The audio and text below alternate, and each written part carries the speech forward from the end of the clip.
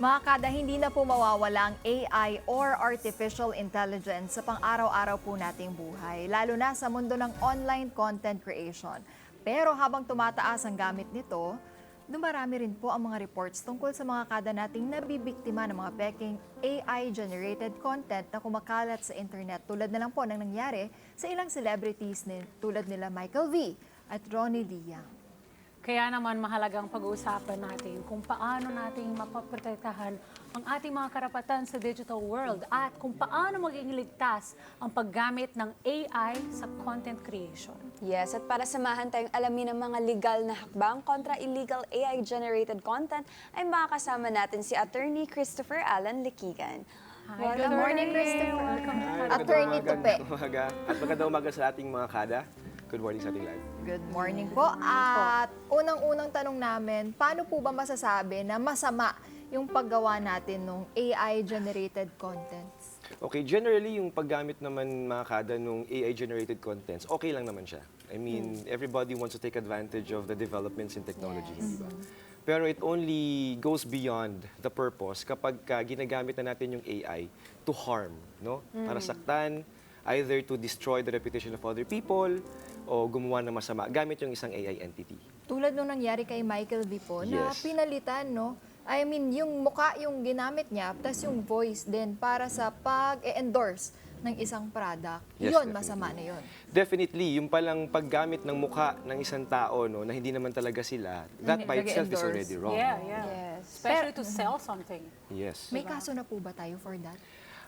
Unfortunately, no, kapag pinag-uusapan natin yung konsepto ng artificial intelligence, dahil ito isang makabagong development lamang sa mundo ng teknolohiya, hindi pa nakakasabay yung ating lawmakers, yung ating mga batas. So, if we're gonna be technical about it, wala pa talagang batas na ang tutok lamang ay protektahan ang mga tao ukol sa masasamang dulot ng artificial intelligence.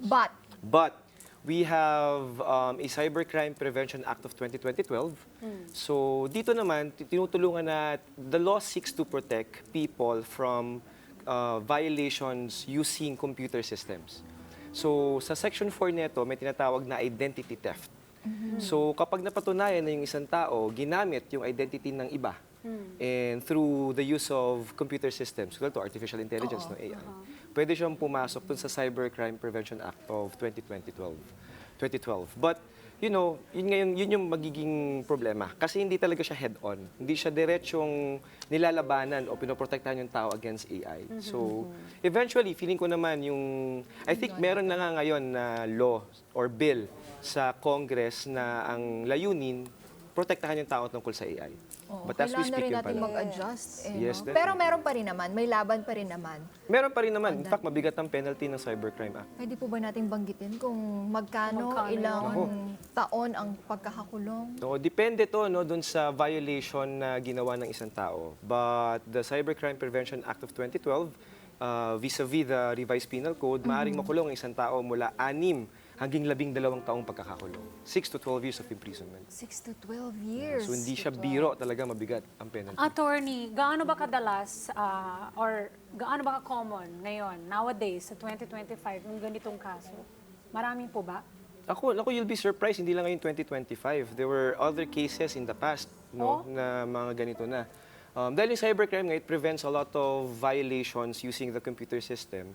Kahit na wala pang AI, say for example lang, you post something on Facebook no, to defame other people. Dati ano pa yan? Photoshop. Photoshop Yes, pa, Parang di ba? pinadali lang Yes. ni AI.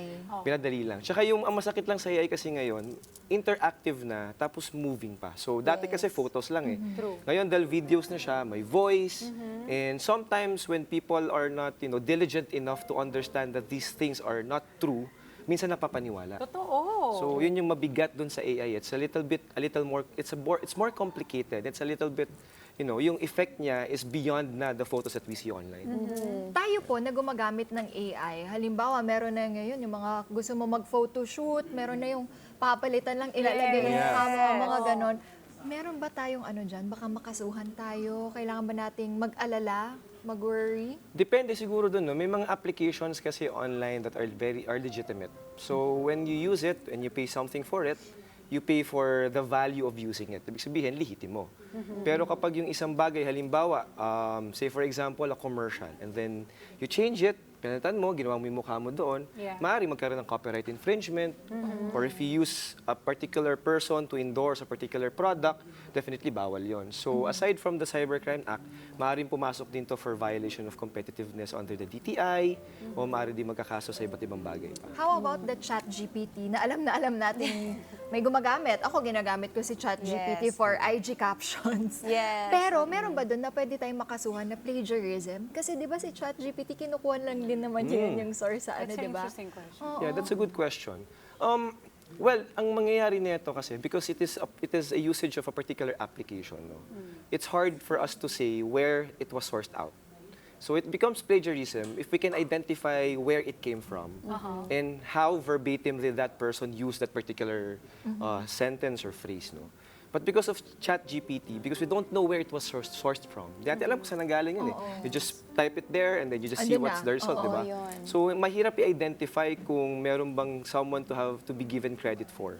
So I'd like to say dahil wala namang batas talaga regarding this pa, no? I'd like to say medyo safe pa siya. Kasi may gitna eh. Hindi siya from a source and then you use it. Yeah, There's a source and then there's an application and then you use whatever that application provides you. So medyo hindi pa siya papasok in the concept of plagiarism for me, ha. Maybe use it na lang parang as a tool to help you, pero don't copy as it is kung anong sinulat ni Yes, ChatGPT kasi kailangan nandun ka pa rin. Parang hindi siya maging plagiarism if Yeah. ever. Kasi Yeah. pwede, no? Pwede, mapunta people sa ganun. will be Oo. writing books left and Yeah. right. Diba? Just Ano by ba yung doing dapat that. ikabahala ng mga kada natin about this AI generated contents, attorney? Definitely yung usage nga of one's identity, yun yung nakakatakot sa AI na meron tayo ngayon because dahil nga sobrang simple niya, it's accessible to everybody. Yeah. So you can just replicate the face and then ask that particular AI system to say something that you want to say na hindi mo pwedeng sabihin ng sarili mo. So madalas nagagamit talaga yung AI to defame, manira ng ibang tao. Minsan ginagamit nila yan para instead na sila yung magsasabi ng masama sa ibang tao, they create a particular identity para i-voice out yung masasama tungkol sa ibang tao. And that's so scary kasi Yeah. you don't know who is the person beyond it, behind it. Di ba? Mahirap hanapin, Mahirap no? hanapin. Hindi yan simple na, alam naman ng mundo ng computer system, so difficult. Yes, true. Hindi Pero mo kailangan malalaman. matuldukan natin to, attorney. So, paano natin makakasuhan? Halimbawa, may mga kada na tayong Ito, sample. naka-experience Para yan. let's go through para yung mga kada natin na Mas gusto may maintindihan. makaalaman dito. For example, may napanood tayo, yung friend namin ni Mama P, Yes. si Mika. So, meron siyang interview na lumabas doon. Parang akala mo talaga siya. Like, it's not selling straight up something like the one with Michael V. Pero, in-interview mo siya and then na-explain niya ang problema niya tapos nire-refer niya doon kung Pero anong dapat totoong mong nangyari gawin. to, amiga. It's just an AI na ginamit nila yung mukha niya as if it's her. And then, And the voice when you, also. The voice is the same. And then when you watch it, you think na talagang si Mika Totoo. yun. Oo. Grabe. And she's such a private person. Kasi tinanong din namin kung pwede siya pumunta dito para interview. Ayaw na talaga kasi ayaw niya yung ganon. So, if ever, attorney, meron tayong ganyan na nangyari po sa amin or sa isa sa mga kada natin na nanonood ngayon, ano pa yung unang dapat gawin? Oh, tsaka i-add ko lang Ate Day kasi connected siya sa'yo. Meron din mga scenarios, so I don't know if you're aware na, especially sa mga kada natin, for businesses or mga transactions, Correct. na-fake na din yung mga receipts. Oh, yes. Correct. May Oo. mga specific prompts na and apps na pwede silang gumawa ng same receipts sa mga bank transfer Correct. and all. Yung mga so, double QR, check talaga, diba? yes. So, yung for mga those- may amount talaga yeah. na sent na siya. So, double check talaga For always. the deceiving content, ano po yung unang dapat gawin natin? Okay, if we want to, kung gusto natin pangalagaan yung ating mga legal na karapatan when this happens, the first obstacle, of course, is to find out who is the person behind all of this. Paano yun, Ato? Yun yung masakit. Yun ang pinakamahirap. Totoo naman Pero talaga. kaya mahanap. Well, madali kasi kapag it was posted through, say for example, a social media account. Ma-identify mo kaagad kung sino yun. Kasi tatrace mo yung And IP. we can always Oo. say na the person who posted it and the person who would benefit from it would be the person who perpetrated the particular violation. That's easy. Right. Pero what if the content was posted through a fly-by-night social media account, diba? So you have no way of identifying it except if we can ask the Cybercrime Division of NBI, IP address yun eh, no? Hahalongkatin pa nila yan, hahanapin nila kung sino talaga yung IP address, pupuntahan yung lugar kung nasaan siya. Pero it will take a while, it will take time. So it's not easy. Yun yung obstacle ngayon ng lahat ng nagsasuffer ng ganitong klase ng violation. No? How do you identify the person behind it? Ang hirap Mahirap yun. nun. Mahirap yun. Pero sana, habang nagde-develop yung ating technology, tayo din nagiging modern kung paano natin masusolusyonan.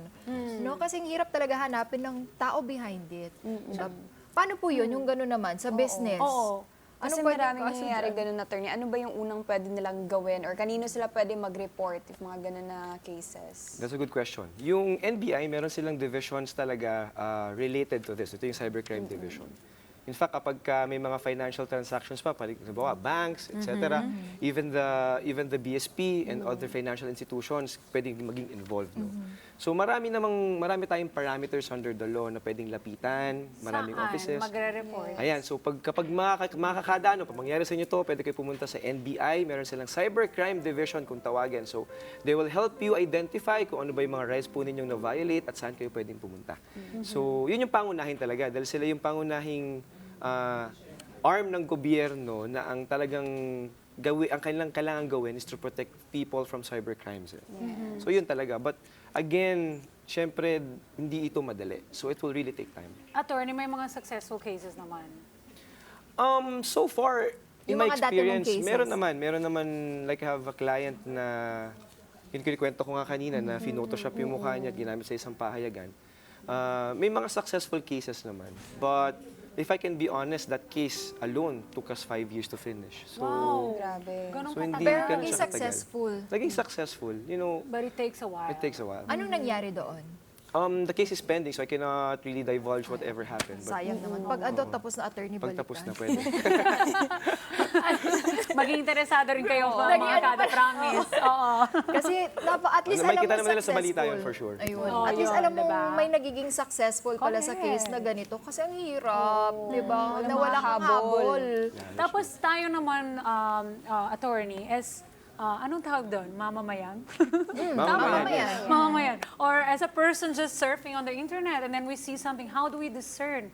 Paano mag-distinguish natin, oy, AI-generated to, wag nating maniwala. Kasi importante rin yun. At pag nakita natin, pwede ba rin namin i-report yan? Kahit hindi tungkol sa amin? Yes, definitely. No? So sa mga kada natin na nagsusurf ng internet at nakikita kung ano-anong content sa Nabubudol yan, tuloy. Diba? Nabubudol talaga.